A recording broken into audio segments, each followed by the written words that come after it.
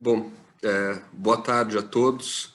Nós vamos dar início agora ao quarto webinar da série de webinários que o FAS Advogados vai promover com temas atuais de mercado financeiro, pagamentos e fintechs. Meu nome é Pedro Heroles, eu sou sócio da área de Direito Bancário, Pagamentos e Fintech do FAS Advogados, e o nosso tema de hoje é pagamentos instantâneos e as perspectivas de implementação do PIX no Brasil. E para debater esse assunto com a gente hoje, nós temos 5 convidados.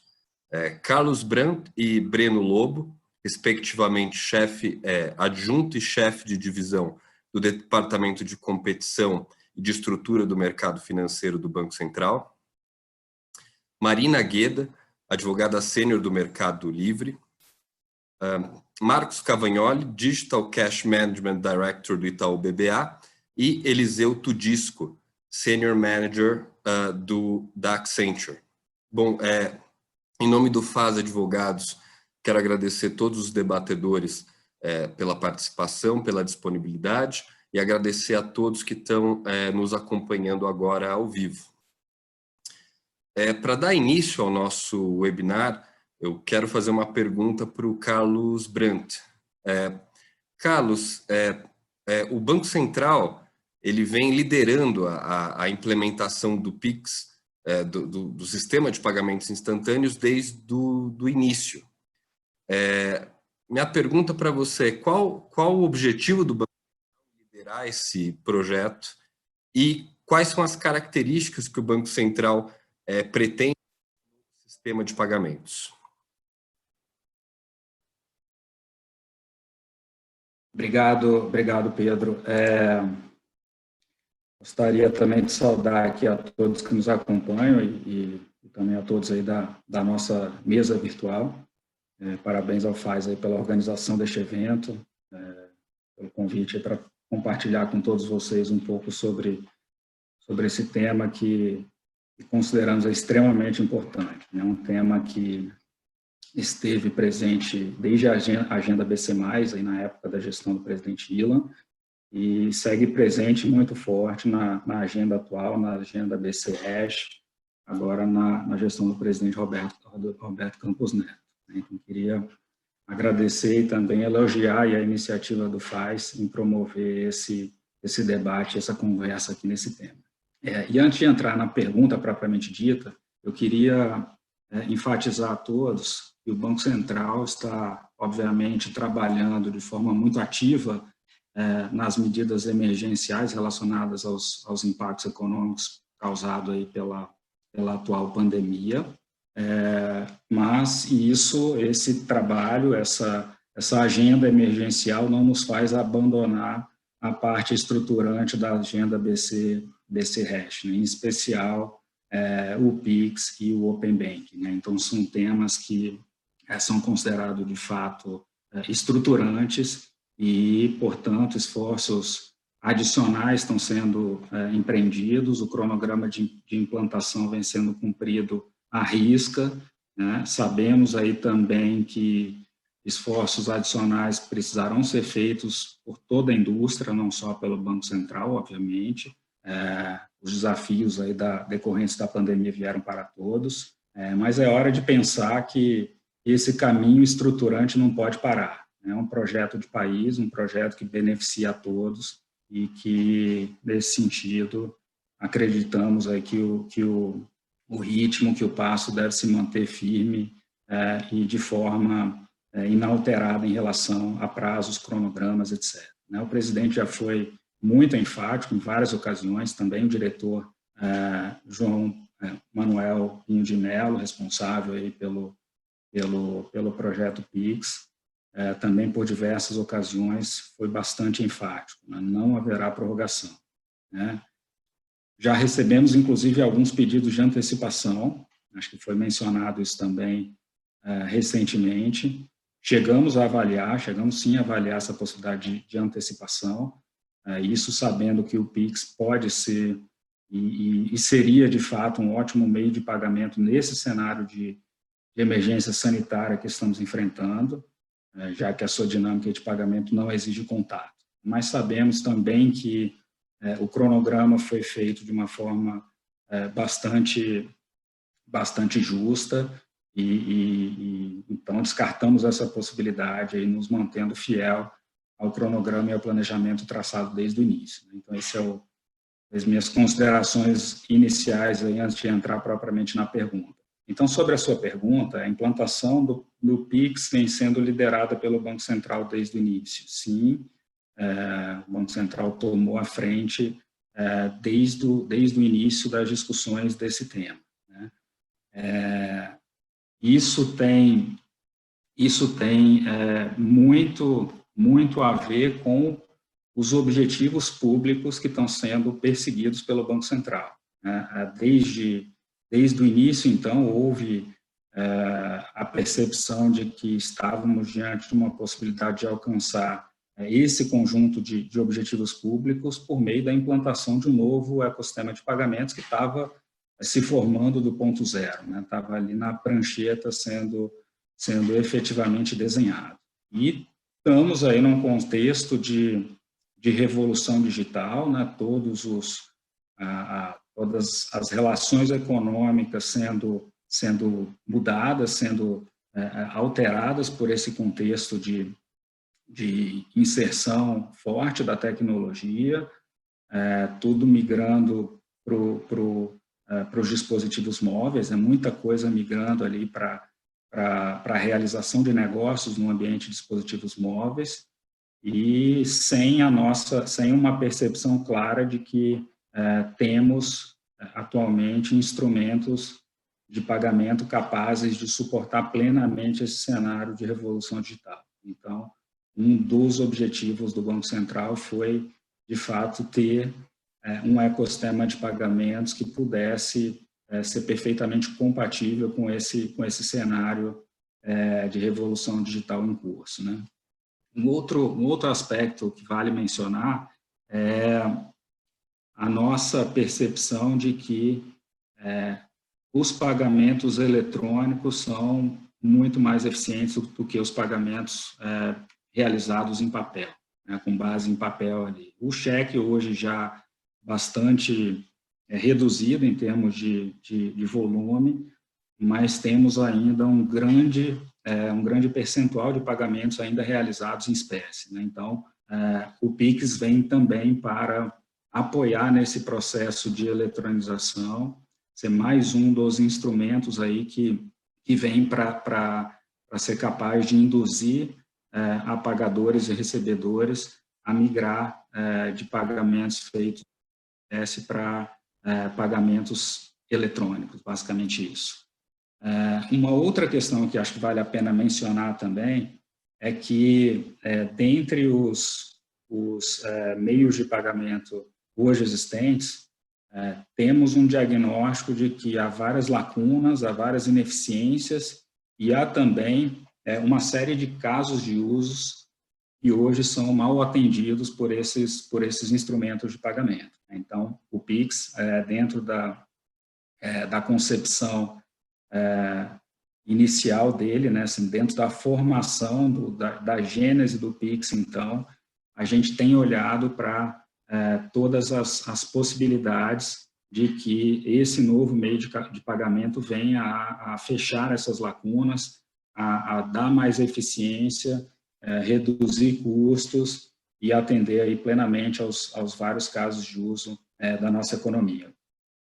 E, por fim, vale a pena também mencionar o contexto da ação, né? Temos aí um cenário de novos agentes aí no sistema financeiro, no sistema de pagamentos surgindo, vários deles fazendo uso intensivo da tecnologia.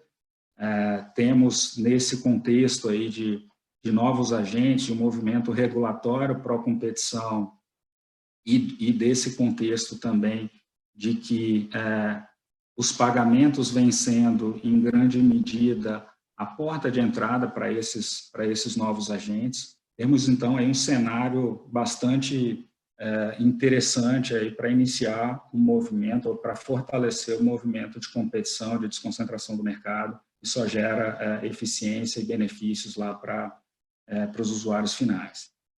Então, de fato, o BC liderando esse processo, considerando aí sua missão institucional, temos um agente neutro focado no alcance de objetivos públicos, né, o que lá na frente, então, gera um aumento do bem-estar social. É importante ressaltar também que o Banco Central, apesar de ter tomado um papel de liderança muito ativa nesse processo, vem trabalhando de uma forma extremamente transparente, extremamente aberta, extremamente participativa. É um processo que a gente vem chamando aí de cocriação, né, que começa nos diálogos preliminares que houve sobre o tema, na época ainda do Fórum Arranjos e Instituições de Pagamento, um fórum que existia à época e que tinha aí o objetivo de debater, de discutir com a indústria assuntos relacionados a pagamentos, e que desde aquela ocasião foi então levado de uma forma aberta, uma sinalização muito clara do Banco Central em relação a esse tema naquele fórum. Depois tivemos aí o grupo de trabalho Pagamentos Instantâneos, que ocorreu no ano de 2018, que também teve a mesma filosofia, uma dinâmica de trabalho extremamente aberta, extremamente participativa, com vários agentes, não só prestadores de serviço de pagamento, mas vários agentes interessados aí da sociedade, empresas de consultoria, escritórios de advocacia, enfim, de fato uma representatividade bastante abrangente que culminou ali com um comunicado editado pelo Banco Central ao final de 2018, dando as linhas gerais, o arcabouço geral, então, do ecossistema de pagamentos instantâneos. E a outra parte da sua pergunta, Pedro, diz respeito, então, às características do PIX, né? Ou seja, quais são as principais características que o Banco Central persegue, então, com a implantação desse novo meio de pagamento. A gente costuma dizer que o PIX, e a gente busca isso, tem 7 características principais. A primeira delas é a alta velocidade, né? Está intimamente ligado com a própria terminologia de pagamentos instantâneos, né? Então, é um pagamento extremamente rápido, em questão aí de poucos segundos. A gente tem um acordo de nível de serviço já divulgado, onde a gente tem tempos bastante reduzidos aí para uma grande parcela dos pagamentos que serão cursados no PIX. Então, essa é a primeira característica do PIX, a alta velocidade. A segunda característica é a disponibilidade plena, né? Ou seja, ele estar disponível a qualquer hora do dia, a qualquer hora da noite, a qualquer dia do ano, né? Então, funcionando 24/7, por 365, com índice de disponibilidade altíssimo, né? Ou seja, com uma preocupação de que o sistema operacional que suporta o PIX esteja, de fato, disponível com um índice, com um percentual tendendo a 100%. Uma terceira característica também bastante importante é a multiplicidade de casos de uso. O PIX vem para ser uma dinâmica, um meio de pagamento que ele é multipropósito. Ele pega toda e qualquer, ou ele é capaz de suportar todo e qualquer pagamento existente, ou que a gente possa pensar hoje na nossa economia, envolvendo pessoas, envolvendo empresas, envolvendo o governo, inclusive. Então, se a gente for pensar pagamento entre pessoas, pagamento de pessoas para empresas, seja no ponto de venda, seja e-commerce, se a gente for pensar também relacionamento ali entre empresas, pagamentos de faturas, enfim, todo o relacionamento que há ali de pagamento de fornecedores, etc. E na parte de governo também um terreno bastante fértil para ser explorado no âmbito do PIX. Então, recolhimento de taxas federais, recolhimento de tributos, pagamento de benefícios, benefícios previdenciários, enfim, tem uma série de pagamentos de governo que são possíveis de serem explorados aí nesse ecossistema e que a gente já vem adotando vários esforços aí para que todas as especificações funcionais e também todo o regramento de base, todo o regulamento do PIX já tenha essa capacidade de suportar também os pagamentos de governo. Temos, inclusive, um acordo de cooperação técnica com o Tesouro Nacional que tem como objetivo fazer com que, já a partir de novembro desse ano, seja possível o recolhimento de taxas federais por meio do PIX. Uma quarta característica que está associada ao PIX é o foco na experiência do usuário. Então, uma preocupação muito grande que os pagamentos sejam simples, sejam convenientes, sejam de uma tal forma que as fricções que a gente vê hoje, elas sejam eliminadas ou pelo menos minimizadas ao máximo. Então, a gente tem uma série de funcionalidades, de padronizações, de infraestrutura sendo construídas para suportar, então, essa característica do foco na experiência do usuário. A gente tem o QR Code, todos os tipos aí de QR Codes já definidos aí, que serão adotados pelo PIX. A gente tem uma base de endereçamento que permitirá, então, o início do pagamento utilizando apenas uma informação do recebedor, seja o número do telefone celular, seja o CPF, o CNPJ ou o endereço de e-mail. Então, com base nessa chave, facilmente o pagador direciona ali os recursos para o recebedor. Temos ainda também uma seção no regulamento do PIX dedicada a esse tema, na experiência do usuário, com requisitos mínimos de apresentação e de construção das soluções que são endereçadas ali, que são destinadas aos usuários finais, e também um manual de experiência do usuário detalhado ali com esse foco de termos aí, de fato, um pagamento focado no usuário. Temos aí também, não nesse ano, mas já para um futuro próximo, a dinâmica de pagamentos por aproximação. Então, todo um conjunto de funcionalidades ali focado, de fato, na experiência do usuário.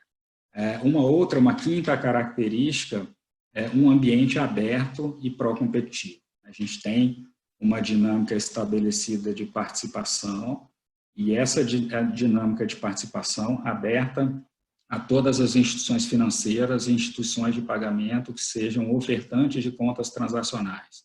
Contas transacionais consideradas ali ou conta corrente, ou conta de depósito à vista, conta corrente, conta de depósito à vista, terminologias diferentes para a mesma coisa. A gente tem também a possibilidade de ser uma conta de poupança ou uma conta de pagamento. Então, 3 contas ali dentro desse conjunto do que a gente considera contas transacionais. Então, todas as instituições financeiras ou de pagamento são elegíveis à participação e, portanto, à oferta do PIX a seus clientes finais. É claro que a gente tem um conjunto também de instituições de pagamentos que hoje não estão no universo de supervisão, de autorização de supervisão do Banco Central.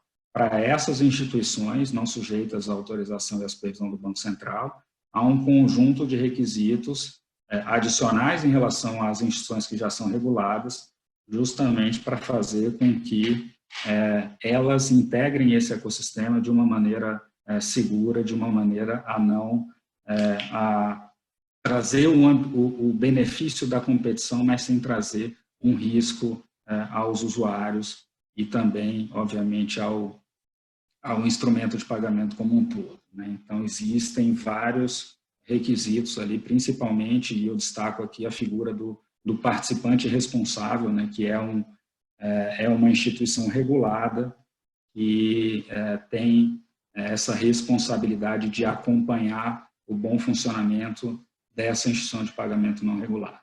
Mas, de fato, essa é um tema bastante caro ao Banco Central, né, a competição, e não à toa o projeto PIX está na dimensão competitividade da agenda BC-REG.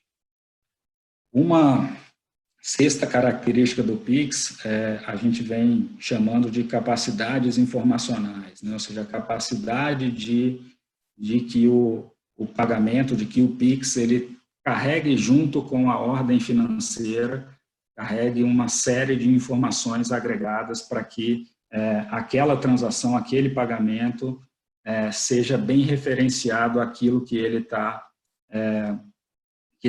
ali a que ele está atendendo, né? Então, essa capacidade, ela gera um cenário, um ambiente muito favorável à melhoria do processo aí de conciliação de pagamentos, à automação de processos de uma forma geral, automação comercial, e não restrita a empresas, né? Para os governos também bastante importante essa capacidade. Então, algo que a gente vem trabalhando também desde o início com esse direcionamento.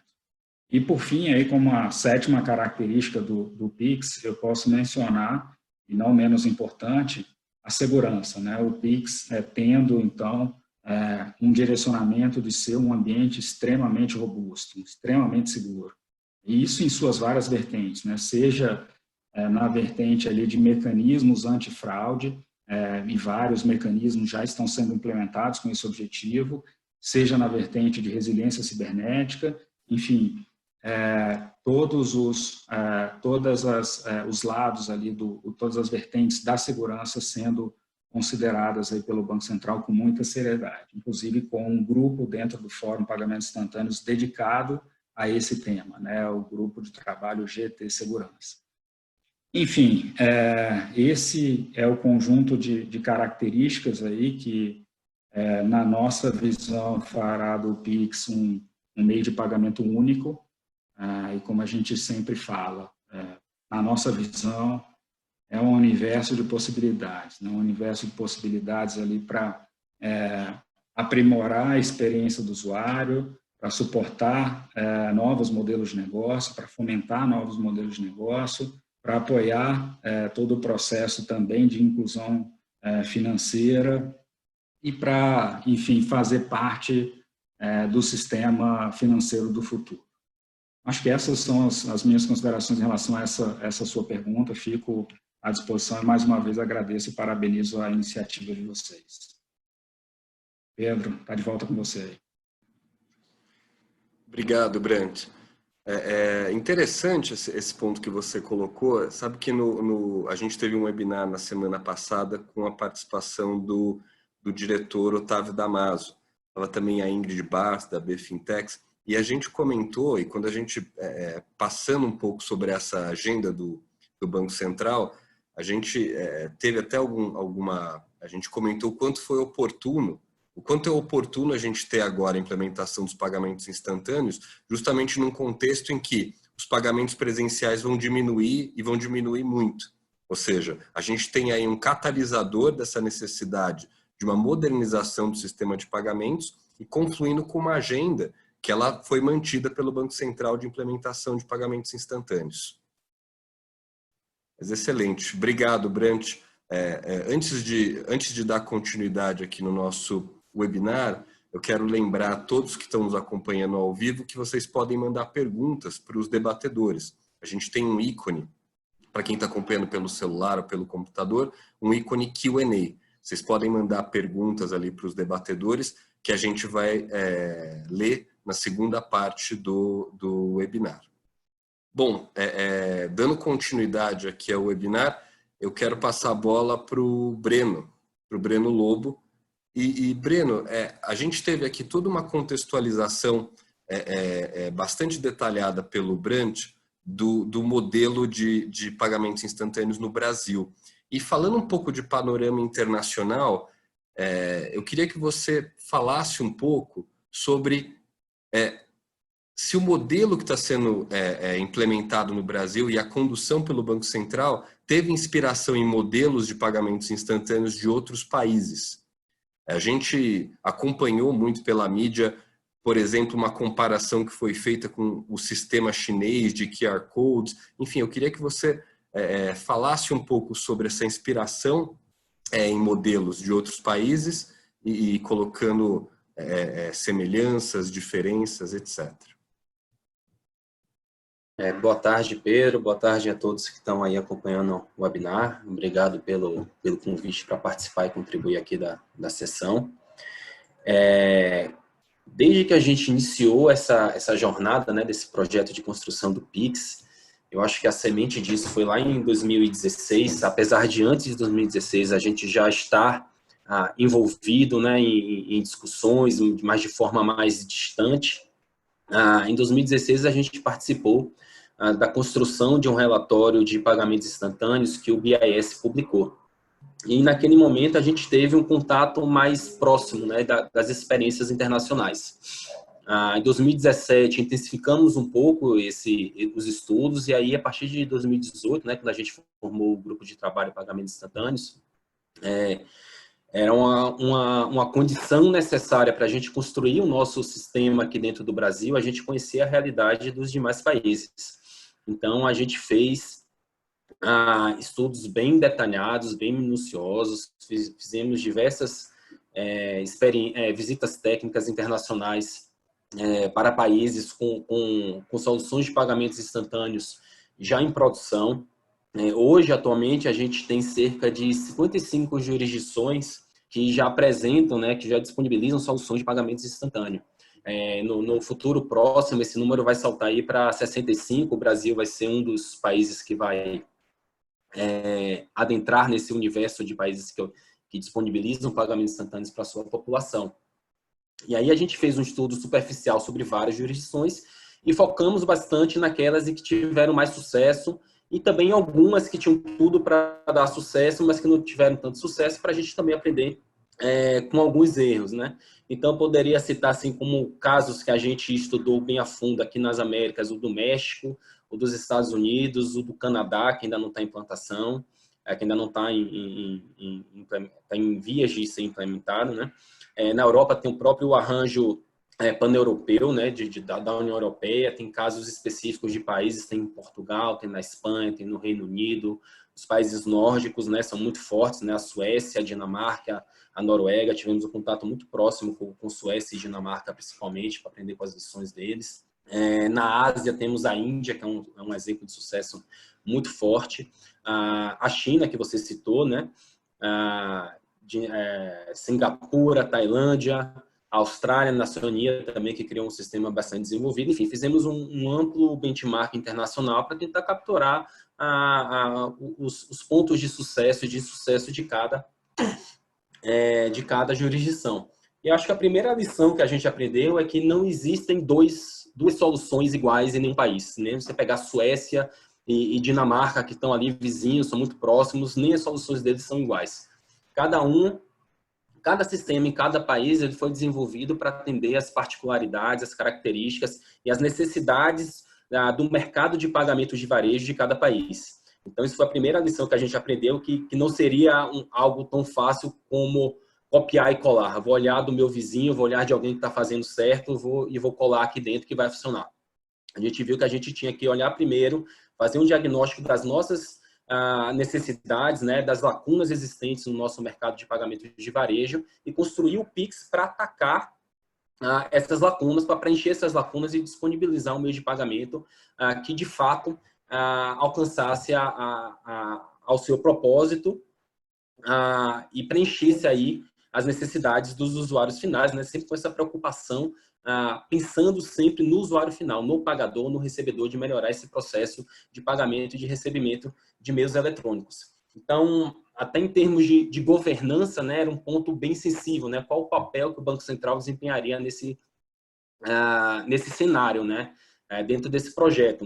A gente poderia liderar, mas a gente poderia ficar aí só nesse papel de liderança e não se envolver mais. E aí a gente sentiu a necessidade de entrar, né, como definidor das regras. É algo que a gente encontra em alguns países, né? Então, o México, por exemplo, é um país em que o Banco Central determina as regras. Na Tailândia é assim, Singapura é assim. Tem alguns países em que houve um consórcio entre o Banco Central e as instituições de pagamento ou federações de bancos. É como se o Banco Central e a FEBRABAN, por exemplo, criassem um CNPJ específico e determinassem as regras desse ecossistema. Esse foi o caso da Austrália e da Índia, por exemplo, foi feito dessa maneira. E aí, enfim, a gente, nas discussões internas, qual seria o melhor modelo para o Brasil, a gente entendeu, né, que dada a estrutura do nosso mercado de pagamentos, havia uma necessidade de haver um agente neutro aí para desenvolver as regras, e não só ficamos nessa etapa de desenvolvimento de regras, também entramos, né, como desenvolvedores aí da infraestrutura de liquidação também, né, que aí também é algo que alguns países fizeram, o México é um exemplo, a União Europeia é um exemplo, né, que o Banco Central Europeu construiu um sistema de liquidação para atender aí o arranjo pan-europeu, existe na União Europeia. O próprio Fed dos Estados Unidos já anunciou que vai construir também o seu próprio infraestrutura de liquidação, né, aí com prazo maior, 2023 e 2024. Outros, o Banco Central conduziu e contratou empresas para desenvolver, enfim, tem vários desenhos de governança possíveis, e aqui no Brasil definiu-se que o Banco Central iria tanto definir as regras, né, aí temos hoje o regulamento do PIX, para mencionar, está num processo de consulta pública, né, até o dia 18 de maio, então as contribuições são sempre muito bem-vindas para a gente aprimorar aí essa primeira versão que a gente disponibilizou para o público. E além disso, a gente também está construindo nesse momento, desenvolvendo a infraestrutura de liquidação, que é o SPI, né, o Sistema de Pagamentos Instantâneos, que é o sistema no qual os PIX vão ser liquidados. E aí não só na governança, né? A gente procurou muito também tentar entender a forma de iniciação do pagamento, e aí a gente chega aí na sua questão relacionada aos QR Codes utilizados na China, né? O QR Code na China é um sucesso total, né? Eles usam o QR Code para tudo, é até um fator cultural, né? Eles não passaram pelo nível do cartão, eles pularam de dinheiro para QR Code, o cartão lá nunca foi um meio de pagamento muito utilizado. Aqui no Brasil, obviamente, a gente já tem uma cultura muito forte da utilização do cartão, então essa questão de fazer pagamentos por QR Code é algo que está muito incipiente ainda na economia, a gente está vendo cada vez mais. Eu acho que isso vai ter um apelo popular muito grande em decorrência do atual momento da pandemia, né? Toda a live, né, que é a nova forma de interação social que existe hoje em dia, a gente tem aquele QR Code ali na tela para as pessoas efetuarem doações, então isso já é uma coisa que aproxima as pessoas, né, dessa forma de pagamento, que a gente vê que é uma forma de iniciar pagamento mais rápida, mais fácil, mais barata do que as maquininhas, né? Principalmente se você pensa do lado do recebedor, né? A maquininha você tem que alugar, tem que comprar uma maquininha. A questão do QR Code, você não tem esse preço aí de acesso para o recebimento. Então, já é uma vantagem por si só e facilita também o processo de realização de pagamentos remotos, né? Que é só você pegar a sua câmera do seu telefone celular, ler aquele QR Code e iniciar. Então, o QR Code, de fato, é um instrumento bastante relevante para aumentar a eficiência do processo de iniciação, que é algo positivo do modelo chinês. E aí a questão que a gente não trouxe da China é a governança, né? Na China, a gente tem aqui um modelo que é um duopólio, né? Você tem duas empresas ali, a Ant Financial, né? Que é o braço financeiro ali do Alipay, do Alibaba, né? No Alipay, a Ant Financial, e tem o WeChat. Eles são um duopólio, um não conversa com o outro, né? Então, todo mundo tem que ter 2 QR Codes. Se eu sou um lojista, se eu tenho um estabelecimento, se eu for fazer uma live na China, eu vou ter que botar 2 QR Codes lá, um se eu quiser iniciar por WeChat, outro se eu quiser iniciar, se eu quiser doar pelo Alipay, né? Então, você cria 2 infraestruturas, né? Custos desnecessários, falta de concorrência, ineficiência. E aí, né, dentro da nossa estrutura de governança, com o Banco Central fornecendo as regras, né, determinando as regras, né, obviamente com toda a participação do mercado, né, para a definição dessas regras, a gente cria esse ambiente aberto, pró-competitivo, que pega um lado positivo de um modelo de sucesso, mas que ao mesmo tempo tenta aprimorar a gestão de governança para atender a nossa realidade. E aí, dentro desse contexto de QR Code, é bom sempre lembrar também dessa questão da padronização do QR Code que a gente fez, né? A gente criou um padrão BR Code, né? Obviamente, o Pix está inserido dentro desse padrão, que é para que todos os arranjos de pagamento, né, que permitem a iniciação de pagamento por meio de QR Code, vão migrar aí até o final do ano, né? Para possibilitar que os estabelecimentos comerciais, que qualquer forma de iniciação de pagamento possa ser feito por meio de um QR Code único, né? Sem precisar, que é aquele negócio de no balcão você ter 2, 3, 4, N plaquetinhas de QR Code para você iniciar um pagamento, eventualmente na live, se eu quero iniciar por meio de um arranjo específico, aí eu só posso iniciar por meio daquele arranjo, eu não posso ter uma conta em outro lugar e fazer minha doação, eu necessariamente tenho que abrir a conta naquele arranjo para poder fazer uma doação. Então, esse mercado aberto, né, possibilita a oferta de serviços, a briga por clientes. No final do dia, o que os participantes aqui do Pix, os participantes do sistema financeiro, sistema de pagamentos vão ter que fazer é brigar para os seus clientes, oferecer bons serviços, oferecer preços competitivos, para que essa experiência seja mais positiva. É isso que a gente está querendo alcançar, né? Aumentar aí a eficiência do mercado de pagamentos de varejo no Brasil, e que a gente está aí construindo com todo essa base de conhecimento que a gente adquiriu pelos nossos estudos com as experiências internacionais. Eu acho que é isso em relação à experiência internacional, tá, Pedro? Eu estou aqui à disposição. No final, a gente responde as perguntas que vierem. Passo a bola aí para você. Obrigado, Breno. Bem interessante esse panorama internacional. Acho que o grande ganho de fazer esse estudo internacional, não só a inspiração, mas também evitar alguns problemas que aconteceram na implementação em outros países. Um ponto que eu notei e que eu lembro de um trabalho que eu fiz há um tempo atrás sobre pagamentos instantâneos e que envolvia essa questão internacional, com relação ao sistema do Reino Unido, Faster Payments System, que eles foram implementados, se eu não me engano, acho que em 2008, e eles tiveram um problema no início pela baixa adesão, e que eu vi que o Banco Central endereçou isso de uma forma similar ao que aconteceu com relação a alguns sistemas no STR, de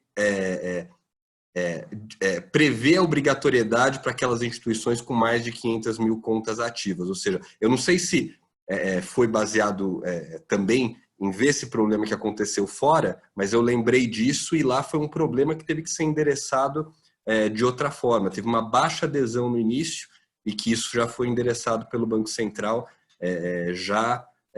até antes da minuta que a gente tem na Consulta Pública 76. Obrigado, Breno. Passar a bola agora para o Eliseu Tudisco. Bom, Eliseu, a minha pergunta aqui, a gente teve esse panorama do modelo no Brasil, esse panorama internacional, e uma coisa que fica mais clara agora com essa expectativa de implementação do Pix é que a gente vai ter uma série de tecnologias de pagamento convivendo no Brasil. Uma série de tecnologias de pagamento com funcionalidades diferentes. E a minha pergunta é a seguinte, a gente vai ter um modelo vencedor ou essas tecnologias elas vão coexistir? Perfeito. Pedro, até aproveito também para agradecer também pela oportunidade aí, e também é uma fantástica iniciativa aí que vocês estão fomentando. Isso é uma discussão bastante interessante, e até respondendo a sua pergunta, eu aproveito para usar também o benchmark internacional. Até fizemos estudos recentes, temos a perspectiva de poder trabalhar em múltiplas geografias, e o panorama que nós vemos, isso muito drivado tanto por economias que apresentam um mercado de pagamentos desenvolvidos, como outros que ainda tem uma predominância muito grande do dinheiro e que começa também a desenvolver todo esse lado de mercado de pagamentos eletrônicos e de pagamentos digitais. Respondendo de forma nua e crua, esses modelos eles tendem a conviver sim, e até pegando exemplos principalmente do mercado americano e de alguns mercados europeus, o que nós vemos é a convivência de múltiplos meios de pagamento que cria uma complexidade, inclusive até para os participantes gerirem múltiplos meios de pagamento, e isso conecta até com pontos que foram mencionados pelo Brandt e também pelo Breno, de que existem múltiplos casos de uso. Hoje mesmo no Brasil, o Brasil ele é considerado um mercado que apresenta uma alta penetração de meios eletrônicos de pagamentos, até comparado principalmente com a China há 7, 8 anos atrás.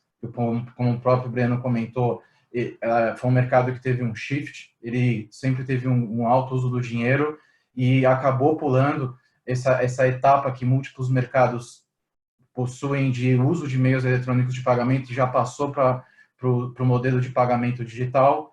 E o que nós vemos é essa convivência, e isso se justifica muito além dos casos de uso, também pela preferência do consumidor, porque existem consumidores que, até hoje aqui no Brasil, querendo ou não, preferem usar o dinheiro, preferem receber o dinheiro, mas, obviamente, isso acaba sendo limitado também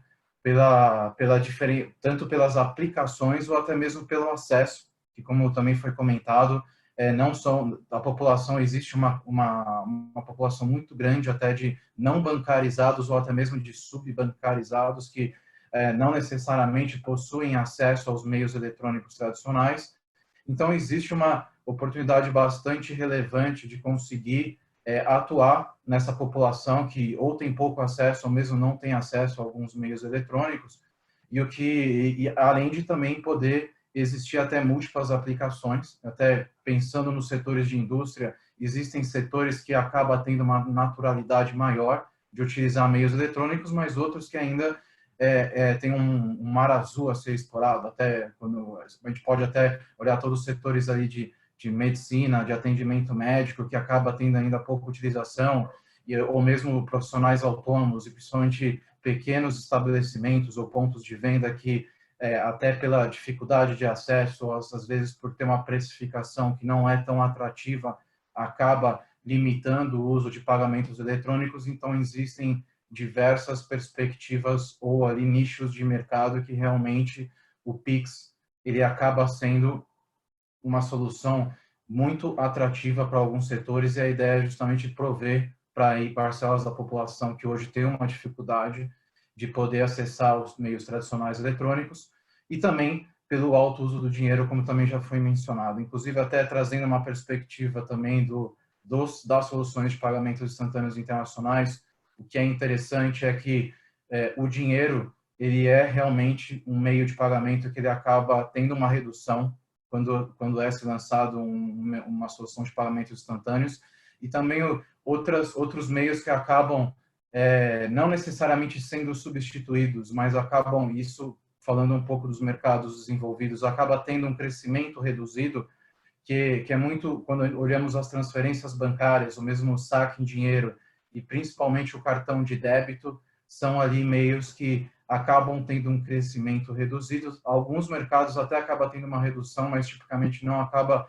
tendo realmente uma redução drástica. O que foi mais presente, ou pelo menos mais latente, foi uma redução no crescimento do uso desses meios de pagamento, mas principalmente o dinheiro físico e as transferências bancárias, que trazendo aqui para o nosso mundo do Brasil seria o TED e o DOC, que até pela limitação de você não conseguir utilizar um TED e um DOC durante o fim de semana ou depois das 17 horas, que ele acaba tendo uma limitação tanto de dias, que é todo o tema da disponibilidade, né, que essa é uma característica bastante relevante que o Pix traz, e que, querendo ou não, ele acaba tendo uma atratividade para aumentar a utilização. Só que uma outra perspectiva que também é muito interessante, pegando o caso da Índia, que o Breno comentou, que era um mercado com uma baixa penetração de meios eletrônicos de pagamento, nós observamos uma dinâmica diferente, que ali o que aconteceu foi, quando foi lançado o meio de pagamentos instantâneos, houve uma adoção bastante relevante pelo mercado, mas isso acabou impulsionando também e acabou acelerando a penetração até dos meios eletrônicos tradicionais, tanto cartões de débito quanto crédito e pré-pagos, acabaram tendo uma adoção, um crescimento ainda mais acentuado depois do lançamento da solução de pagamentos instantâneos, porque isso ajudou a acelerar ou a começar a criar uma cultura e também ajudar a enxergar benefícios que esses meios eletrônicos ou meios digitais de pagamentos eles podem trazer no mercado como um todo. Então, dependendo da maturidade do mercado, nós podemos ter efeitos diferentes e, de novo, isso acaba acontecendo de uma forma bastante relevante, o que é a convivência desses múltiplos meios. E um ponto que é bastante importante mencionar também, até o momento que nós vivemos hoje dessa pandemia da Covid-19, e que também já foi mencionado, nós temos um ponto que seria fantástico, até para trazer um pouco a provocação, se fosse possível antecipar o lançamento do Pix agora nós estamos numa janela de oportunidade sensacional, inclusive, porque os consumidores, querendo ou não, tinha-se, antes da pandemia, tinha-se uma expectativa de ter uma adoção um pouco mais lenta, tanto de pagamentos contactless e principalmente qualquer meio que pudesse oferecer a oportunidade de não ter que encostar nas coisas, ou mesmo está havendo um shift cultural muito grande e que agora as soluções digitais, ou mesmo soluções que ofereçam, que evite que você tenha qualquer tipo de contato, até mesmo se você tiver que evitar de espetar o cartão numa máquina que você não sabe quem passou por lá e ainda ter que digitar o PIN do cartão. Então, existe a necessidade do mercado de tanto ter pagamentos digitais, como também a expectativa cresce, e tem crescido muito o uso de pagamentos de transações de cartão não presente. E que hoje no Brasil, o Brasil ele é um dos top 3 países com mais fraudes em cartões, principalmente, que é muito concentrado no modelo de cartões não presente.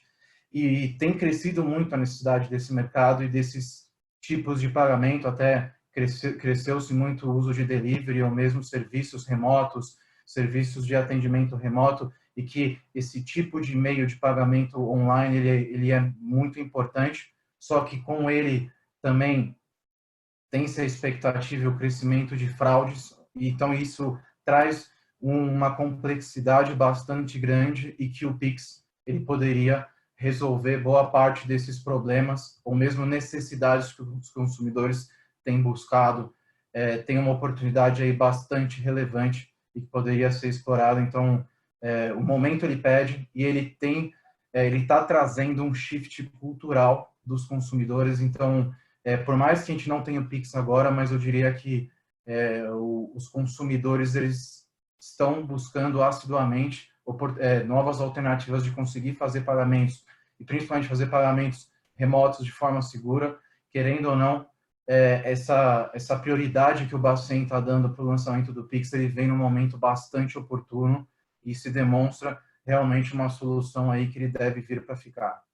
Isso é bastante relevante. Até um último ponto só que eu gostaria de mencionar, o Pix, ou mesmo essa solução de pagamentos instantâneos e de troca informacional que o Bacen está criando, ela traz outros benefícios que são muito relevantes, e até pegando o exemplo da Suécia, que é porque eles possuem o Swish, que é a solução de pagamentos instantâneos da Suécia, ele criou uma evolução que é uma solução baseada também na infraestrutura bancária, que querendo ou não, é um modelo que o Bacen também está perseguindo com o Pix.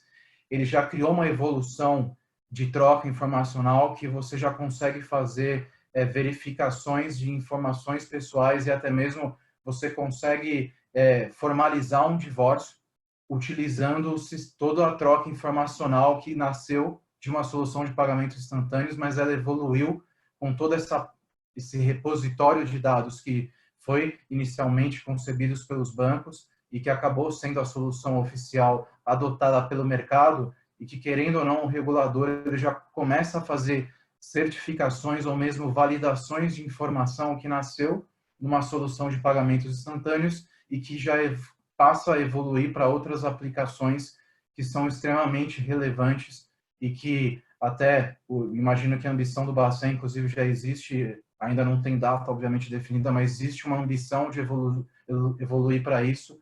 E um ponto aqui que eu reforço, querendo ou não, um sistema desse, ele realmente traz múltiplos benefícios, até outros, além das 7 características que o Brandit comentou e destacou, mas na nossa visão aqui, esse é um movimento que o regulador tem buscado e que a nossa recomendação é que ele mantenha no tracking, porque ele realmente traz tanto benefícios desde o seu lançamento inicial, como ele pode ter evoluções extremamente significativas para ajudar aí múltiplos nichos do mercado e a população como um todo.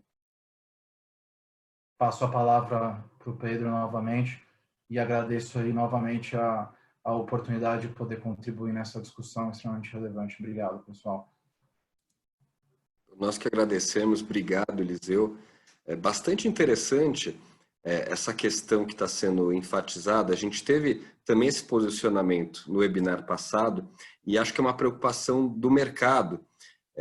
Eu lembro, no ano passado, eu participei de um evento com o João Manuel e uma das perguntas que fizeram para o João Manuel foi se o Open Banking seria postergado caso a LGPD, a entrada em vigor da LGPD fosse postergada. Naquela época já tinha uma preocupação disso, que a gente viu com o Open Banking. Teve a postergação da LGPD e nenhum anúncio de postergação do Open Banking. A mesma coisa com relação a pagamentos instantâneos. Também, quando a gente teve a deflagração dessa crise, toda essa situação, os primeiros movimentos foram no sentido de se pensar que essa agenda toda do Banco Central seria postergada por questões que seriam até legítimas. Mas o que a gente tem visto, isso foi enfatizado pelo Otávio Damasio, está sendo enfatizado, foi enfatizado pelo Branco, pelo Breno, que essa agenda ela vai ser mantida e algo que era uma novidade para mim, talvez antecipada. Então, enfim, bastante interessante. É isso. Obrigado, Eliseu. Eu vou passar a bola agora para o Marcos Cavagnoli. Marcos, Tudo bem? Boa tarde aí, pessoal. Boa tarde. Boa tarde. Aqui. Estamos ouvindo bem, Marcos. Enfim, aproveitando, enfim, como você está agora num grande banco e acho que é uma dúvida geral, eu queria, na verdade, aproveitar também esse contexto que a gente está da consulta pública e fazer algumas perguntas que eu vou mesclar aqui em uma para ouvir você, ouvir suas considerações. Acho que a primeira pergunta seria como os bancos de atacado, de uma forma mais geral, estão se preparando para oferecer a experiência do Pix para a sua base de clientes. Acho que o segundo ponto que eu queria ouvi-lo também, Marcos, qual a sua opinião sobre a estrutura dos participantes indiretos, conforme colocada no regulamento, conforme estruturada pelo Banco Central? E uma pergunta mais geral, como você vê o Pix como um acelerador ou um impulsionador da abertura do mercado financeiro no Brasil? Bom, você está me escutando bem? Queria agradecer, antes de tudo, Pedro, pelo convite, pelos participantes aí, os colegas. É muito bom estar ouvindo, aprendendo e trocando aqui com vocês. Bom, como se disse, eu estou agora na área do Digital Cash, a gente está reformulando aí a nossa oferta com essa evolução toda, mas também tive um passado importante também no setor fintech, né? Eu vou tentar responder todas essas coisas em sequência, mas consigo. Eu acho que assim, falando um pouco de banco de atacado, né? A gente obviamente acaba, é normal que o assunto Pix ou mesmo Open Bank, ele tem uma primeira visão de varejo, é um impacto mais massivo, é normal isso. Mas acho importante você ter colocado essa visão de atacado, né? É também um setor que, apesar de ter um pouco mais de inércia, de demora para a transformação ocorrer, também é afetado. Eu vejo, pelo menos aí na minha perspectiva, aqui dando uma perspectiva pessoal, uma grande oportunidade, pensando como atacado, né? E relembrando a todo mundo que está escutando, onde você está, na verdade, tem um foco aí normalmente em médias para desculpa, médias para grandes empresas, e você tem aí, até misturando um pouquinho a colocação aí do segundo ponto, empresas que querem, né, serem participantes indiretos, estão criando arranjos.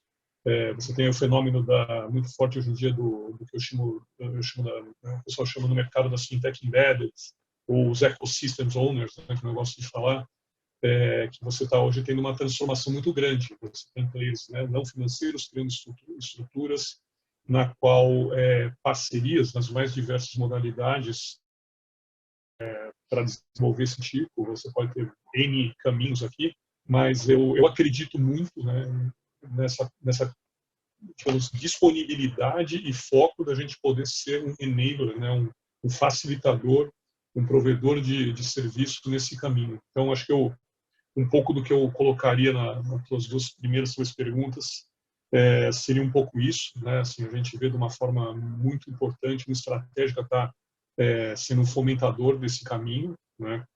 Acho que sem dúvida é um elemento de transformação, e como todos falaram, acho que não é necessário repetir até pelo andar aqui da hora. mas eu vejo que a gente tem essa função, né, de estar perante os nossos clientes, acompanhando eles, ajudando eles nessa jornada de transformação que ocorre, né? Como foram em outras frentes, até acho que talvez de menor impacto, claro, cada uma tem seu impacto no momento dela, né? Eu tive a oportunidade de, em outro banco, participar quando teve o SPB, criação da TED e tudo. São ondas que a gente tem de transformação e faz sentido a gente estar junto, né, das empresas que são nossas clientes para ajudar e dar a mão nessa transformação e co-criar, né, tanto com elas quanto com ecossistemas que existem de empresas de tecnologia, sejam fintechs, sejam x-techs, né, qualquer linha que tiver, para a gente estar compondo esse tipo de solução. Eu acredito muito nisso, né, nesse modelo, e até te falando um pouco como é que eu vejo a evolução disso, eu sempre falo, eu sou um advogado do modelo distribuído, né? Eu acredito muito que a evolução do mundo é um modelo distribuído, onde você tem composições internas com externas, em maior ou menor grau, chegando nos clientes, porque no fundo você quer conjuntos de soluções e é normal você ter que compor, né?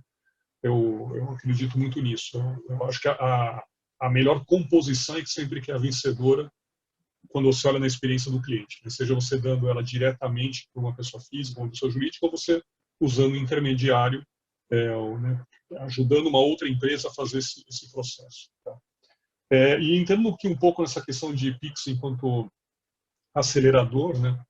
Primeiro, assim, eu sou um fã, né? O pessoal do Banco Central aí do ambiente de Pix e Open Bank, que me conhece já faz alguns anos, sabe que eu sou um fã desse processo. Eu acredito em evolução tecnológica de mercado, gosto, e eu acho que a forma como vem sendo tratado pelo Banco Central e de uma forma pelo ecossistema aqui no Brasil tem sido muito positiva. A gente tem feito um mix de aprender com o que está fora, né, que nem foi bem colocado, por exemplo, pelo Breno, e também criar o que é necessário, né? No aprendizado você olha o que deu certo, o que não deu, e também a gente está aqui criando coisas e colocando de uma forma de causar uma evolução muito positiva, né? Acho que a visão que eu vejo é que na hora que você, na tua pergunta como é que isso acelera, eu falei, na hora que você está o quê? Criando outras formas de tocar, né? No fundo você toca pessoas físicas, você toca pessoas jurídicas, na forma quando você começa a abrir tecnologias e arcabouços regulatórios para tocar esse ecossistema de uma forma diferente, que você pode compor de uma forma diferente, você está no fundo acelerando essa evolução, você está no fundo colocando né, formas de chegar nessa experiência final que eu como usuário posso estar consciente ao que eu quero. Às vezes, né, a gente tem muita coisa que transforma o mercado que não foi pedida, mas era alguma coisa que está inconsciente, né? Eu falo principalmente no que envolve logística, no sentido amplo, tudo que mexe com o ser humano de uma empresa tem um poder incrível de transformação, né? Algo que me economiza um tempo. Eu brinco assim, essa história do Covid, a gente está esquecendo o que é trânsito, né? E, cara, aumentou a vida de muita gente aí 1 hora, 2 horas ou até mais. E, cara, na hora que o ser humano, né, cara, vai ser duro a gente voltar e ter que perder 1 hora da vida sentado no carro. E acho que, obviamente, parte do que vai transformar vai ser nisso. Então, eu falo, a experiência logística, tudo que te economiza tempo, seja passar num pedágio, comprar algo, né, fazer um processo de reconciliação melhor, tudo que economiza tempo e movimento, o ser humano, a gente é viciado nisso. Então, eu acho que, voltando aqui, né, costurando isso com esse ponto, na hora que você cria um arcabouço que permite, né, tanto de você junta a evolução tecnológica do mundo, as ferramentas que aparecem nesse arcabouço tecnológico, você cria caminhos para resolver esses problemas que estão aí, né? Então, acho que isso é crítico para acelerar o pagamento instantâneo. Os benefícios aí que foram muito bem enumerados pelo Carlos, eles já são patentes, né, em termos de necessidade. Então, é mais do que um benefício, as pessoas querem isso. A gente quer como pessoa física, quer como pessoa jurídica, né? A empresa do irmão, da irmã, você vê que quer. Então, cara, quem não quer receber mais rápido?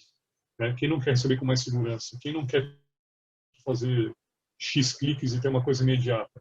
Então, eu vejo que isso é natural, né? Eu vejo uma evolução muito importante. De novo, a nossa responsabilidade enquanto contribuidor desse ecossistema, nas empresas que fazem, como consolidador, estar junto ou trazer junto em alguns momentos parceiros, né? Essa flexibilidade é muito importante, esse saber estar junto com outros, trazer outros juntos com você para compor soluções e entregar elas. É isso que eu acredito e acho que vai ser o caminho aí que vai acabar o mercado seguindo.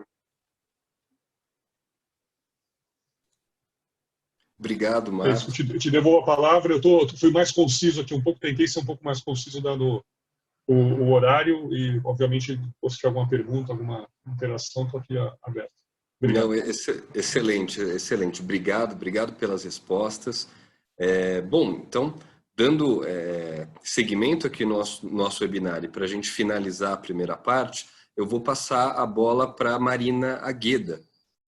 E, Marina, a gente ouviu aqui, enfim, essa questão de que a agenda de pagamentos instantâneos ela vai ser mantida. A gente tem até aqui uma sinalização de que, eventualmente, ela pode ser antecipada. Mas até para a gente, enfim, ter um contexto completo de tudo isso, obviamente que a inserção das instituições no sistema de pagamentos instantâneos, ela implica também desafios. Eu queria que você falasse um pouco, na sua opinião, quais são esses desafios, os desafios das instituições para ingressar no Pix e também, se possível, você falar dos desafios do mercado pago para essa inserção. Bom, boa tarde a todos. Primeiro, gostaria também de agradecer aí a oportunidade. Acho que essa nossa conversa aqui está sendo muito rica em detalhes. Acho que está todo mundo aprendendo um pouco mais. E, bom, acho que todo grande novo projeto, né, ainda mais agora com a criação de uma nova forma de pagamento, traz desafios aí para todos os participantes envolvidos, não só o Banco Central, como todas as instituições financeiras e instituições de pagamento, né? A gente acredita que o Pix tem assim um potencial gigantesco aí de trazer benefícios inúmeros aí para toda a população brasileira, tanto para usuários pagadores quanto recebedores, e que isso vai de fato trazer muita inovação aí para o ambiente de pagamentos e vai trazer também muito mais segurança, né? Essa possibilidade da gente poder fazer um pagamento, enviar dinheiro para quem quer que seja, a qualquer momento do dia, 24 horas por dia, 7 dias por semana, eu acho que vai facilitar a vida de todos e é de fato uma demanda que a sociedade como um todo tem hoje, né? Porque hoje, vendo, por exemplo, outras soluções como o TED, que tem aí um horário de utilização muito limitado, hoje o mundo é muito dinâmico, né? As relações comerciais são muito dinâmicas e muitas vezes esse horário aí restrito acaba atrapalhando, até restringindo, né? Então, acho que a implantação aqui do Pix vai dinamizar aí o mercado como um todo, né? E eu vejo aí como um dos desafios aí de todas as instituições, até como já foi mencionado anteriormente, é a questão da competitividade entre as instituições financeiras e de pagamento, né?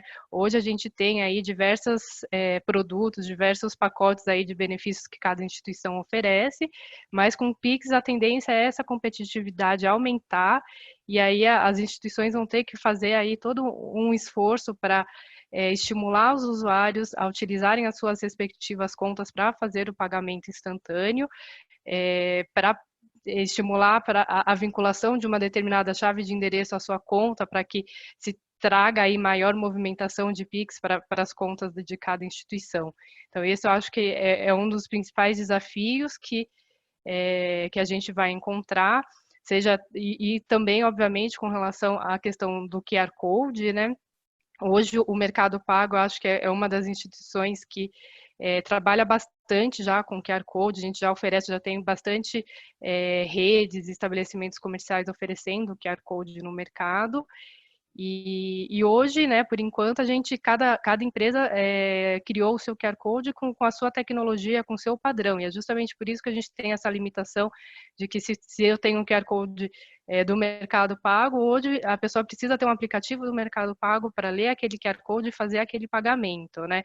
E isso, obviamente, traz aí uma certa restrição aí para os pagamentos, e o Banco Central agora, com a criação do BR Code, que é um padrão único para os QR Codes, que também vai ser utilizado para o Pix, vai aí uniformizar todos os QR Codes do mercado, então todo QR Code independente da instituição que tenha criado aquele QR Code ou da conta para a qual aquele QR Code está direcionando o pagamento, qualquer outro aplicativo de qualquer outra instituição vai poder ler aquele QR Code e vai possibilitar que os usuários façam o pagamento pagamento instantâneo, qualquer outro pagamento, né, com padrão QR Code.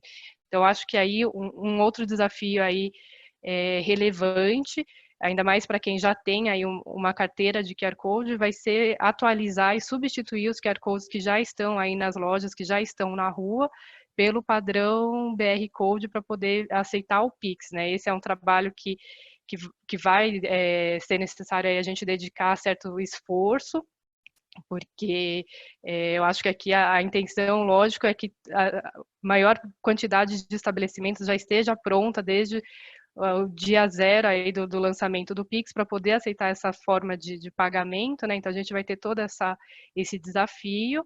E relacionado a isso, a gente tem a questão que agora a gente está discutindo, o Banco Central está estudando também, que é a utilização da marca Pix antes do lançamento do Pix, né? Que é justamente para a gente poder aí promover o Pix como uma nova forma de pagamento, poder ir ensinando e estimulando os usuários a utilizar o Pix assim que essa infraestrutura estiver lançada, né? Então, a gente está aí ansioso para ver qual que vai ser a definição do Banco Central quanto à utilização da marca Pix, para que a gente já possa internamente ir produzindo o material de divulgação e o material para ser entregue para os usuários, para já ir ensinando eles a utilizar o Pix também, ensinar como funciona e como que vai ser tudo, né?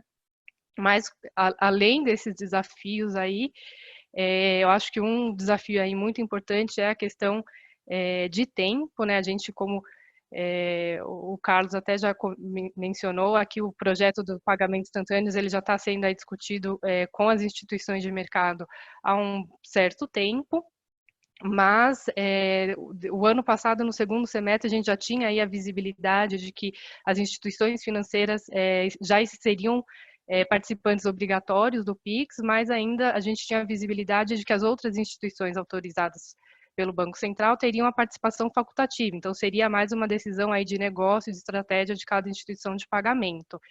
E aí, em fevereiro, com a circular 3985, que foi-se aí divulgado ao mercado que as instituições de pagamento que tivessem mais de 500 mil contas ativas de clientes também estariam obrigadas a participar do PIX desde o seu início em novembro de 2020, né? Então, isso trouxe um certo impacto para as instituições de pagamento, porque, é óbvio, já tinha certas instituições que já estavam aí se programando para entrar no PIX desde o início, mas tinham outras instituições que ainda estavam avaliando se iriam entrar e entrando como que iriam agregar o PIX dentro da sua estratégia de negócios e dentro da sua oferta de produtos e que, de repente, passou a ter aí essa obrigatoriedade de aderir ao PIX. E aí, a partir dessa obrigatoriedade, também saiu dentro do cronograma que a gente teria que se cadastrar perante o Banco Central como participante do PIX em até 20 de março. Então, a gente teve praticamente aí um mês para tomar aí decisões de vamos participar direto ou indiretamente, como que a gente vai se conectar ao SPI, como que a gente vai se conectar ao DICT, que é a base de endereçamento, a gente vai contratar alguma instituição, algum PSTI para nos auxiliar nessa integração ou não, como que isso vai ser feito. Então, a gente teve aí diversas tomadas de decisão importantes para serem tomadas dentro de um mês, que talvez aí outras instituições financeiras tenham tido aí um pouco mais de tempo para refletir, para avaliar as opções de mercado e fazer seus estudos para tomar essas decisões. Então, isso desde o início também já foi um desafio, né? E com relação ao mercado pago, por exemplo, a gente também teve aí que rever todo o nosso planejamento aí de desenvolvimento de novos projetos, porque a gente já tem toda uma agenda aí para o ano, para dar para priorizar o PIX, né, frente a outros projetos, e que acaba não sendo fácil, né? Toda a empresa aí tem um direcionamento e está tudo estruturado. A gente teve que mudar aí alguns planos para focar os esforços de desenvolvimento para possibilitar aí a oferta do PIX em novembro.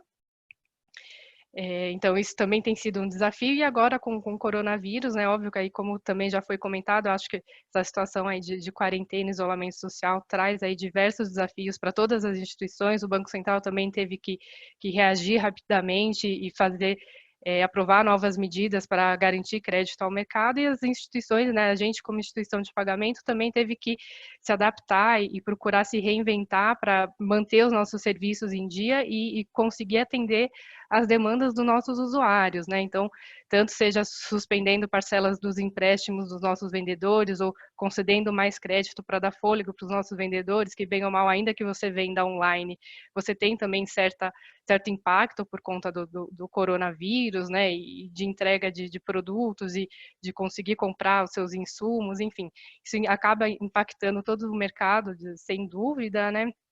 Então, aí acaba complicando ainda mais o desenvolvimento do Pix, porque você começa a trabalhar em um projeto e logo você já tem que parar para direcionar um pouco dos seus recursos para atender essas novas demandas aí decorrentes do coronavírus. E, obviamente, a gente tem aí também recursos limitados, né? Então, aí é sempre um desafio qual é a melhor estratégia para a alocação dos nossos recursos internos para conseguir desenvolver tudo dentro do prazo necessário para que tanto os nossos usuários sejam bem atendidos nessa situação atual, quanto a gente esteja aí devidamente preparado para entrar no Pix a partir de novembro, né? Um outro desafio aqui que a gente vê é a questão aí da homologação de todas as instituições junto ao Banco Central para poder participar do Pix, né? Então, hoje a gente já tem aí alguns testes com o Banco Central em andamento, já tem instituições aí testando, seja certificação, seja simulando transações de Pix, mas a homologação formal vai ser iniciada em 1º de junho. E a gente ainda não tem um cronograma definido, né? O Banco Central está aí prestes a lançar esse cronograma dos testes homologatórios, mas isso para a gente também é importante até para a gente conseguir aí determinar a prioridade de desenvolvimento dentro do nosso projeto Pix, para ir se adaptando ao cronograma de testes homologatórios, para que a gente não perca nenhuma data e esteja de fato pronto para o lançamento em novembro, né? E uma outra questão bem desafiadora para a gente é a questão do funding da conta API, né? Então, as instituições que serão participantes diretos do SPI, elas terão uma conta PI, uma conta de pagamentos instantâneos, que será utilizada para se fazer as movimentações, as liquidações das transações dos usuários, né? E essa conta, durante o horário de funcionamento do STR, a gente vai poder fazer aportes e saques da conta PI com conta de reserva bancária, conta de liquidação, ou conta CCME, normalmente, mas o grande desafio é, fora do funcionamento do STR, como que a gente vai garantir que a nossa conta tenha recursos suficientes para que a gente consiga realizar todas as transações dos nossos usuários, né? Então, hoje, atualmente, e aí vai ser o desafio da gente conseguir prever com razoabilidade e certa precisão quanto de recursos a gente vai ter que manter nessa conta. Hoje, a conta API ela não tem previsão de remuneração, né? Então, o dinheiro que a gente deixa lá, a gente tem aí um custo de não ter nenhuma rentabilidade sobre esse valor. Então, isso também é uma questão importante que a gente considera como instituição participante do PIX. Então, a gente não pode deixar recursos demais lá, porque acaba nos gerando um custo, e não pode deixar recurso de menos, porque isso prejudica não só a instituição participante, como o PIX como um todo, né? Porque aí o usuário ele vai ver que ele tem saldo na conta dele dentro da instituição, mas a transação não conseguiu ser concluída porque a sua instituição não tem saldo na conta PI para fazer esse pagamento. Então, prejudica a experiência do cliente como um todo, que aqui é uma das principais preocupações do Banco Central. Então, a gente precisa justamente ser muito bom nessa previsão para não faltar os recursos, né? E aí, fora do horário da STR, a gente vai conseguir enviar recursos para a nossa conta, vai ter meia hora após o fechamento do STR, em que a gente vai conseguir aí enviar recursos para a conta PI, que é um horário ainda reduzido, né? Então, quando a gente está num fim de semana, um feriado prolongado, a gente vai ter que já, na sexta-feira, das 6h30 às 7h, já disponibilizar todos os recursos que a gente entende que talvez vão ser utilizados nesse período, né? Hoje as instituições financeiras, elas vão poder aí aportar recursos, elas têm por enquanto, aí mais opções de aporte de recursos para dar liquidez para a conta PI do que as instituições de pagamento, né? Isso é uma preocupação nossa, né? As instituições financeiras, elas vão poder fazer operação com títulos públicos no Selic, vão poder fazer saques do compulsório, operações de redesconto, que as instituições de pagamento não podem utilizar dessas ferramentas, né? Hoje as instituições de pagamento, a previsão é que as instituições de pagamento vão ter que recorrer a mecanismos privados de liquidez, né? Com uma IMF, que é a entidade de infraestrutura do mercado financeiro, né? Hoje, até o momento, apenas a B3 apresentou uma proposta formal ao Banco Central para oferecer uma solução de mecanismo privado de liquidez. O Banco Central está analisando essa proposta, mas para o mercado a gente ainda não tem nenhuma solução, nenhum detalhamento divulgado. Então, isso também preocupa um pouco a gente, porque além do desenvolvimento do Pix, da integração com o SPI, de integração com o Pix, a gente também depois vai ter que trabalhar com a B3 para fazer a integração da B3, ver como que vai ser aí os fluxos e procedimentos para a gente poder contratar uma operação de liquidez no ambiente da B3, fazer esse desenvolvimento. Então, isso também preocupa a gente. Quanto antes a gente tiver visibilidade desses passos para a gente conseguir encaixar todos esses novos desenvolvimentos no nosso planejamento, aí é super importante. Mas, além dessa questão de integração, a gente também, obviamente, tem preocupação aí com o custo que vai ter esse tipo de operação, com as garantias que podem eventualmente ser exigidas para esse tipo de operação, e obviamente que a gente defende aqui que tem que ter isonomia para todos os participantes, né? Então tem que ter igualdade nas exigências de garantia, tem que ter custo acessível, porque senão também isso inviabiliza, né? Ainda que tenha um mecanismo privado de liquidez, eu não vou conseguir acessar dado ao custo, né? Então, isso também é uma preocupação e um desafio aí bastante importante para o mercado, que a gente também está um pouco ansioso aí para saber, ouvir do Banco Central, como que a gente vai lidar com isso, né? E, bom, acho que os desafios são esses, né? Tem a questão aí também de, eu acho que um último ponto aqui, só para mencionar, o Pix ele também prevê que instituições aí não autorizadas pelo Banco Central, né, a participação dos provedores de iniciação de pagamento, né, os PISPs. Hoje eles ainda não estão aí previstos dentro do regulamento do Pix que o Banco Central colocou em consulta pública. A gente sabe que a regulamentação desse PISP, ela está ocorrendo, a discussão está ocorrendo em paralelo no âmbito do Open Banking, mas ainda também não se tem aí nenhuma definição com relação a essa figura, né? Creio que essa figura do PISP pode trazer aí uma série de oportunidades para diversas instituições que queiram aí trabalhar com pagamentos instantâneos, mas também enquanto essas normas não forem divulgadas, essas instituições também não conseguem sequer se preparar sem saber quais são os requisitos que elas precisam cumprir.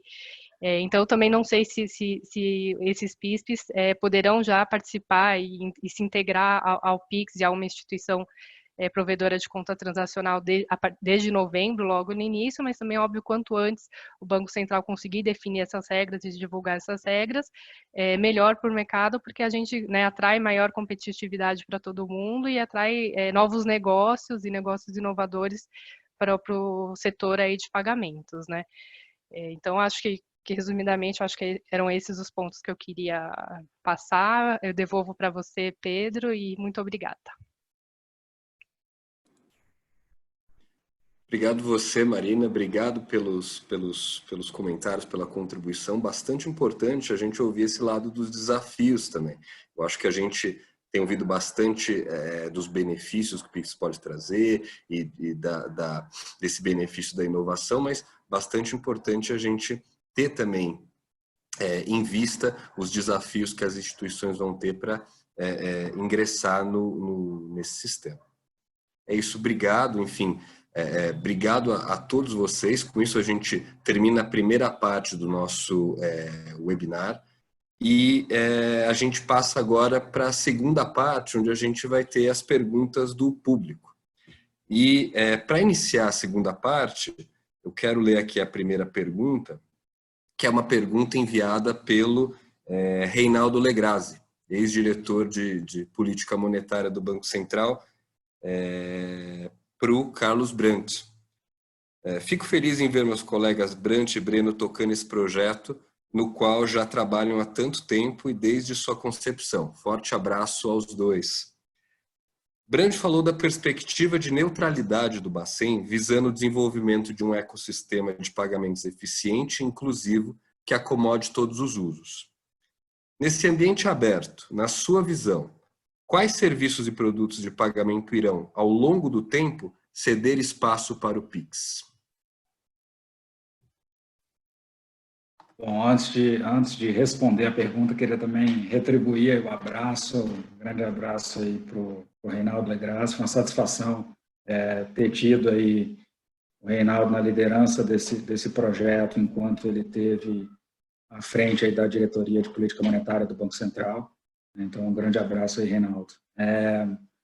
Em relação à pergunta, né, ou seja, quais instrumentos de pagamento cederiam espaço ao Pix, me parece que dentro dessa perspectiva do Pix ser um meio de pagamento multipropósito, ele se aproxima, né, se assemelha a vários instrumentos de pagamento que a gente tem hoje no Brasil, né? Então, ele atende a casos de uso que hoje são atendidos pela TED, ele atende a casos de uso que são atendidos pelo DOC, ele atenderá casos de uso que hoje são atendidos pelo boleto, ele atenderá casos de uso que são atendidos hoje pelo cartão de débito, ele atenderá parcialmente a casos de uso que são atendidos por cartão de crédito, né? Principalmente para aquelas transações que efetivamente o cartão de crédito é utilizado como pagamento, né? Que o pagador ali não precisa de um parcelamento ou precisa de um crédito atrelado àquele pagamento, né? Então, há um potencial de migração em todos esses instrumentos que eu mencionei. Agora, qual vai ser o percentual de migração? Qual vai ser o ritmo de adoção? Qual vai ser a intensidade em que a gente vai assistir em relação a cada um desses instrumentos? Isso vai depender não só do que está sendo feito, né? Ou seja, a gente tem olhado para todos os pré-requisitos operacionais e definidores em termos de regra para que o Pix esteja preparado para atender a esses casos de uso, mas vai demandar ou vai depender principalmente da decisão individual de cada agente econômico em aderir, em escolher aquele instrumento de pagamento, ou escolher o Pix, ou escolher a TED, o DOC, o boleto, o cartão de débito, o cartão de crédito, né? Então, é difícil de fazer qualquer tipo de prognóstico em termos de percentual de migração, né, em termos de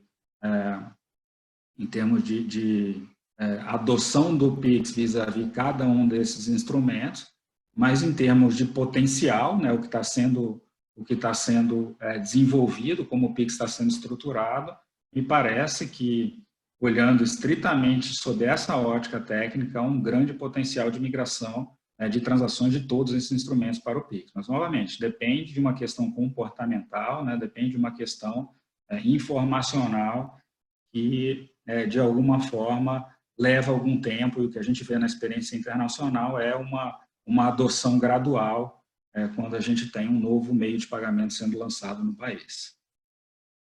Pedro, posso complementar o que o Brandt falou? Que ele esqueceu de falar do dinheiro, né?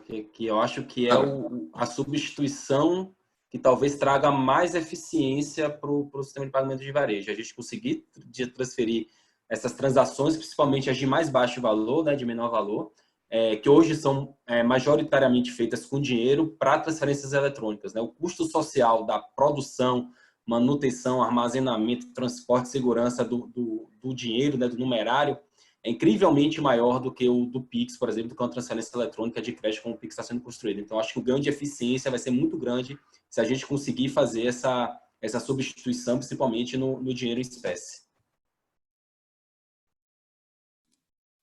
Excelente. Obrigado, Brandt. Obrigado, Breno. A próxima pergunta aqui é uma pergunta para a Marina, para o Marcos e para o Eliseu.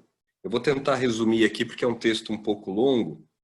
Mas, enfim, no Brasil, sabemos que temos uma parcela relevante da população não digitalizada, não bancarizada. Recentemente tivemos uma experiência de abertura de milhões de contas digitais pela Caixa. Nesse sentido, quais os benefícios e os desafios que o Pix pode trazer para trazer essa população para o sistema, para essa população, para a digitalização dessa população e para trazer essa população de desbancarizados para o sistema financeiro de pagamentos? A gente pode começar pela Marina.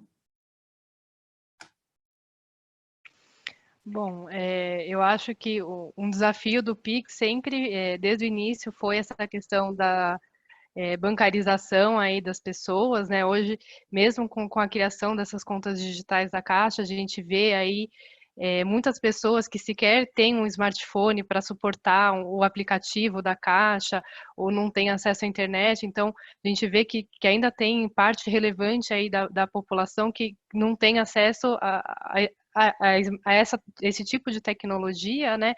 E isso é de fato um desafio, e vai continuar sendo um desafio, porque não vai ser agora que a gente vai conseguir resolver esse tipo de problema. Mas, bem ou mal, essa situação aí desse auxílio emergencial e essa criação de diversas contas digitais já é um primeiro passo para a digitalização e bancarização das pessoas, né? Já é um primeiro passo para elas terem aí um primeiro acesso a algum serviço financeiro. Então, acho que isso acaba, né, olhando aqui o contexto do Pix, acaba ajudando bastante, porque seriam pessoas que talvez aí demorassem ainda mais alguns anos para conseguir ter acesso a uma conta, para utilizar um Pix, para poder fazer um Pix, e que já vão ter essa conta desde já, e eventualmente vão poder utilizar essa conta para fazer um Pix a partir de novembro, né? Mas, assim, ainda é um desafio chegar até todo mundo, todas as pessoas no Brasil, e trazer elas, ensinar elas a utilizar essa tecnologia, porque para nós aqui que estamos vivendo nesse ambiente, para a gente é muito natural utilizar o celular, utilizar o internet banking hoje, mas para grande parte da população, para a população aí que vive mais na periferia, mais no interior, é de fato uma revolução, e vai ser aí um trabalho aí de todas as instituições do mercado e do Banco Central de estimular o conhecimento e trazer um pouco aí né, de educação financeira para essas pessoas e mostrar que essas transações são válidas, que não precisa só utilizar dinheiro, que é até inclusive melhor do que se utilizar dinheiro, né? Então, eu acho que isso continua sendo um desafio. As contas digitais aí da Caixa já adiantaram, aí, eu acho que em alguns anos, aí, o trabalho de trazer essas pessoas para o mundo aí, financeiro, pagamentos, mas ainda tem um longo percurso a ser trilhado aí por todos nós. Obrigado, Marina. Eu vou passar para o Marcos. O Marcos me avisou aqui que ele vai ter um compromisso, vai ter que sair um pouco mais cedo. Então, Marcos, por favor, suas considerações aí sobre a pergunta, e já aproveito para agradecer pela sua participação. Eu que agradeço, Pedro, novamente pelo convite aí teu, pelos participantes aqui, os colegas, né, que estavam comigo, o pessoal que está assistindo. Um outro call, né? Agora a gente não tem que pegar carro, mas tem que sair de 20 às 6. Mas acho que o que eu posso deixar nesse recado final aqui é que acho que nesse processo, né, a Marina colocou bem, você teve essa onda da Caixa, mas eu acredito sempre que não são necessárias ondas, né? Você tem formas diferentes de acessar o público. O Brasil é um país com vários países dentro, né? Então acho que você colocou, você tem gente que tem conectividade, que tem um smartphone, você tem gente que tem uma experiência, de novo, num ecossistema, quer dizer, faz sentido para mim. De repente, se eu sou um bar, um restaurante, faz sentido para mim participar de certos ecossistemas. Se eu sou uma pessoa que sou vendedor autônomo, faz sentido eu participar de outros ecossistemas. De repente, se eu sou uma pessoa mais jovem, faz sentido eu participar de um ecossistema. Quando eu digo ecossistema, pode ser ecossistema tanto financeiro puro, quanto daquele conceito de fintech embedded, né, de você estar fazendo parte de algum ecossistema de alguma outra indústria e ela ter uma solução fintech embedded lá. Então, eu acredito que essa composição, que é o que realmente vai digitalizar e fazer a cidadania financeira digital no Brasil. né? Então, esse movimento pegando agora da Caixa, você teve uma situação, Covid, necessidade emergencial de passar um benefício, né, desbancarizados ou subbancarizados, acho que foi o Breno que falou. Você tem as pessoas que estão simplesmente satisfeitas, estão querendo alguma coisa melhor ou com mais contexto na sua vida. O Pix, né, é oferecido por essa composição, então vão ter bancos, vão ter fintechs, vão ter outros tipos de instituições financeiras. Você vai ter, de novo, né, esse fenômeno de empresas de N setores varejistas, empresas de API, N tipos de empresas compondo soluções aí dentro delas. Você vai acessar públicos diferentes e melhor. Então, esse que eu vejo que é o canal, né? E por isso que ele deve bancarizar mais e de uma forma incremental. Então, movimentos que nem a Caixa pegam um pedaço. Tá bom, vai ter um pessoal que vai manter, vai ter um pessoal que vai sair, vai ter um pessoal que vai crescer. Outra iniciativa vai pegar um outro pedaço. E também você vai ter os seus mantém, perde e cresce. Mas, na média, na hora que você vê N iniciativas cobrindo uma abrangência de contextos diferentes, você, com certeza, eu diria que a gente chega dezembro de 2021 aqui, se a gente tiver a oportunidade de fazer uma outra conversa com uma taxa aqui de bancarização, de matar numerário, também sou fã disso. Quem sabe a gente chega um dia está longe ainda, né, numa cashless society, né? Acho que a Suécia está mais perto disso. Mas a gente vai estar aí numa taxa bem maior. Né? Mas, de novo, potencial diversos ângulos de ataque, porque temos diversas pessoas no Brasil, tanto na parte de pessoa física quanto na pessoa jurídica. Esse é um pouco do recado que eu deixo. Agradeço de novo o convite e a oportunidade de estar com vocês, pessoal. Falou. Obrigado, Marcos. Bom, Eliseu, suas considerações. Claro, de novo, eu até cheguei a comentar, mas na minha visão até todo esse movimento que a pandemia está trazendo, movimentos da Caixa e até de outros players, inclusive lives que você pode fazer doações via QR Code, e existem empresas ajudando tanto governos como municípios a distribuir incentivos. Então, na minha visão, em vez de ser um ambiente mais desafiador, ele tende a ser até mais favorável. Inclusive, a gente está acelerando, antecipando, na verdade, o que poderia ser meses ou anos até de mudança cultural e de adequação dos consumidores. O que nós estamos vendo agora é uma aceleração bastante grande, inclusive até de parcelas da população que esperava-se que tivesse uma adoção ou mais tardia ou até numa velocidade menor. E o que nós vemos é que realmente isso tem se acentuado bastante. E outro ponto que é importante destacar até, que é um detalhe do modelo, o Pix, ele é um meio de conectar duas pontas. No fundo, o relacionamento com os clientes, ele ainda vai continuar na mão das entidades, tanto entidades diretas quanto indiretas.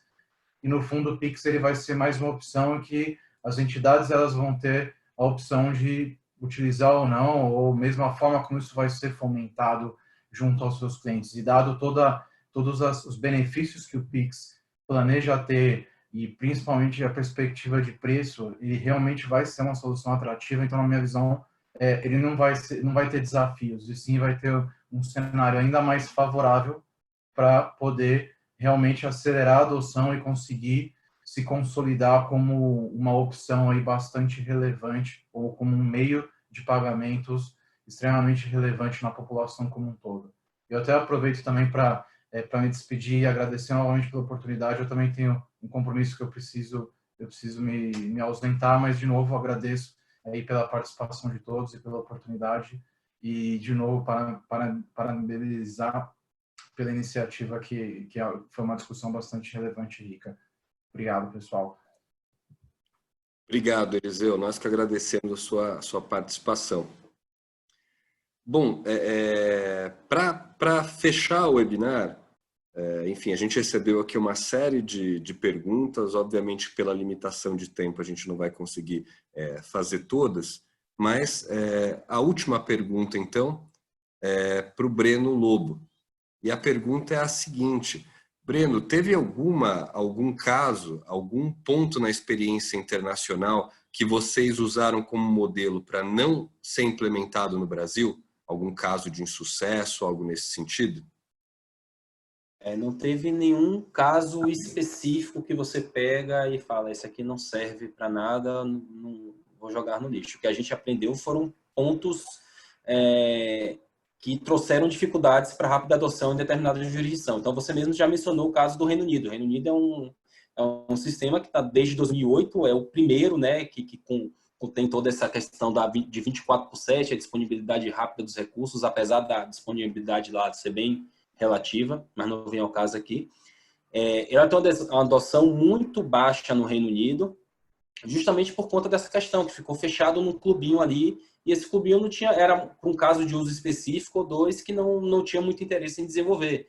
Então, a gente viu, não dá para restringir o acesso à instituição bancária, aos grandes participantes. A gente tem que, de fato, fazer com que o PIX tenha acesso a toda a população. Então, outro exemplo é da Austrália. Da Austrália teve o sistema talvez mais moderno, mais diferente, que foi implantado 2 anos atrás, mas que não tem um nome único. Então, um banco chama de faça não sei o quê, o outro fala faça B, o outro fala faça C, e ninguém sabe que um conversa com o outro. Então, a gente pegar e botar o nome Pix é para refletir o que a Suécia fez, Swish. Swish é um verbo, faz um Swish para mim. Então, a Suécia talvez seja o caso de maior sucesso, né, de pagamento instantâneo.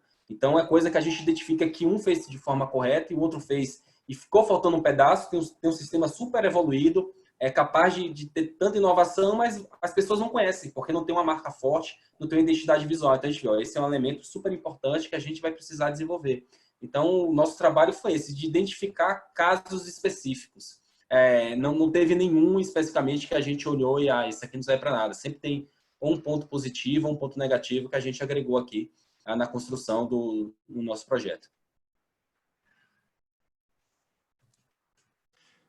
Obrigado, Breno. Bom, com isso a gente termina o nosso webinar de hoje. Eu quero, em nome do FAS Advogados, agradecer a todos os debatedores, agradecer pela disponibilidade, pela participação de vocês. Uma honra, um privilégio ter vocês conosco hoje. Agradecer a todos que nos acompanharam ao vivo e lembrar que o vídeo desse webinar ele vai ser disponibilizado em breve aqui pelo FAS Advogados. Eu aproveito também para já convidar todos vocês para o nosso webinar da semana que vem, que a gente vai discutir a Circular 3978 e as novas diretrizes de QIC e AML do Banco Central.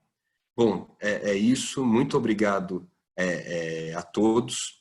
Uma boa noite, um bom feriado e até a próxima. Até mais para todos. Obrigada, até mais. Tchau, até a próxima.